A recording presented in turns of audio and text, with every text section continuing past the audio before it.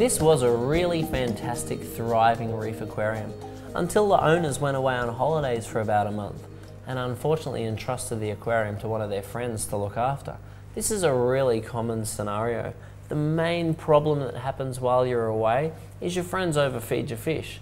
So basically you show them how much to feed the fish and you think, okay, well, I'll go away, they'll feed the fish this particular amount, I'll come back and everything will be okay. But the problem is your friends feed the fish, oh, they're still hungry. They feed a little bit more, oh, they're still hungry.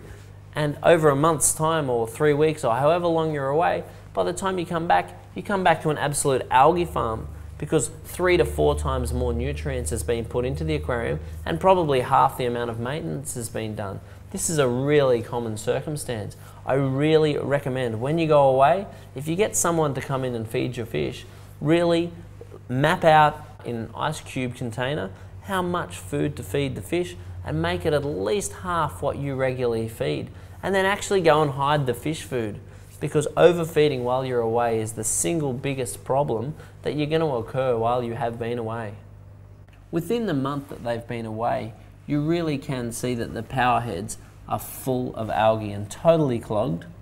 The rocks are full of algae, even the coral sand's full of algae. To reverse this, it's really quite simple. Possibly reduce the amount of light that's going on in the aquarium, governed by the corals, and making sure that they really are your priority, but reducing the amount of organics that are going into the aquarium by feeding less. If you feed less and you get more fish and urchins and other things which are going to eat algae, then that really is the best way for combating this sort of problem on a long-term basis. And the higher your pH, the higher your calcium, the higher your hardness, the more the coral's going to love it and the less the algae is going to like it. So aiming to get your phosphates and nitrates down, keep your feeding down, and you really won't come up with results like this.